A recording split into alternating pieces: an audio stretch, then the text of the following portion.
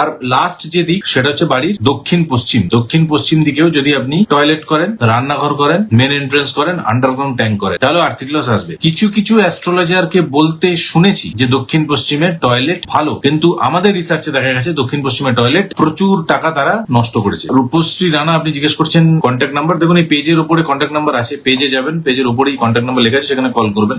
দক্ষিণ পশ্চিমে বাথরুম যাদের রয়েছে প্রচুর টাকা নষ্ট করেছেন, দেউলিয়া হয়ে গেছেন, ঋণ এবং ধারে জর্জরিত হয়ে গেছে। মানে আপনার যা ইনকাম আর যা লোন আপনি নিয়ে রেখেছেন সে অনেক বেশি। এই সমস্যা হয়, মানে তিনটে জায়গা কিন্তু important, north, south east, south west. যাদেরই বাড়িতে তিনটে জায়গায় প্রবলেম থাকে আর্থিক সমস্যা আসবে, যাদেরই বাড়িতে প্রবলেম আছে। এটা আমাদের রিসার্চ আমরা পেয়েছি এবং আপনারা মিলিয়ে দেখুন। আমি আপনাদেরকে ফোর্স করছি না, বিশ্বাস করুন, কিন্তু আপনারা মিলান। বাড়ির দক্ষিণ পশ্চিমে দোষ, আর্থিক প্রবলেম, বা দক্ষিণ পশ্চিম কাটিং হয়ে গেছে, দক্ষিণ পশ্চিম এক্সটেন্ড হয়ে গেছে, বাড়ির দক্ষিণ পূর্বে দোষ, প্রবলেম, উত্তরে দোষ, বাড়ির নর্থে দোষ, প্রবলেম। তো এই সমস্যাগুলো দেখা যাচ্ছে।